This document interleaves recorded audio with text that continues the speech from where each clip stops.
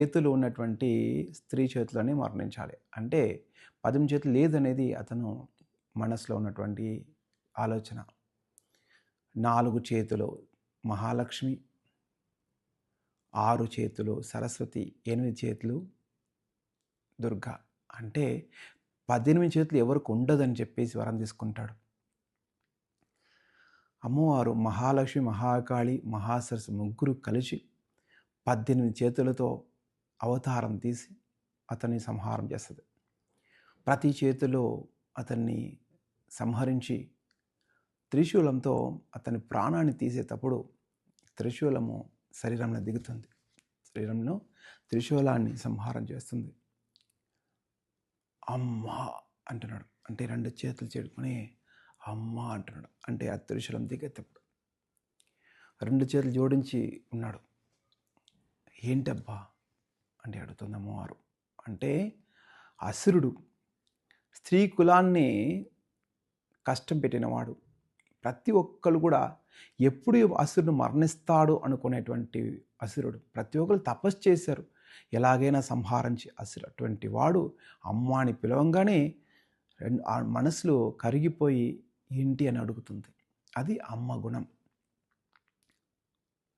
మహిషాసురుడు అడుగుతున్నాడు, అమ్మ స్త్రీ వంశాన్ని సంహారం చేయాలనుకున్నాను.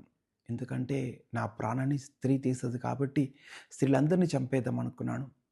అటువంటి వాడు నిన్ను ఈరోజు చూడంగానే నమస్కరించాలనిపిస్తుంది. నిన్ను చూస్తే నన్ను అభిమానంగా ఎంతో ఆత్మీయంగా నిన్ను చూడాలనిపిస్తుంది. ఎందుకమ్మా అని అడుగుతాడు.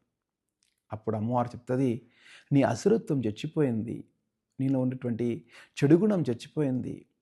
నన్ను చూడనప్పుడు నువ్వు మంచితనంతో చూస్తున్నావు కాబట్టి నీ మనసు అలా అనిపిస్తుంది. నీలో ఉన్నటువంటి నిజమైన గుణం బయట వస్తుంది. మహిషాసుర, నీ మంచి గుణం కోసం నేను నీకు వరం ఇస్తున్నాను.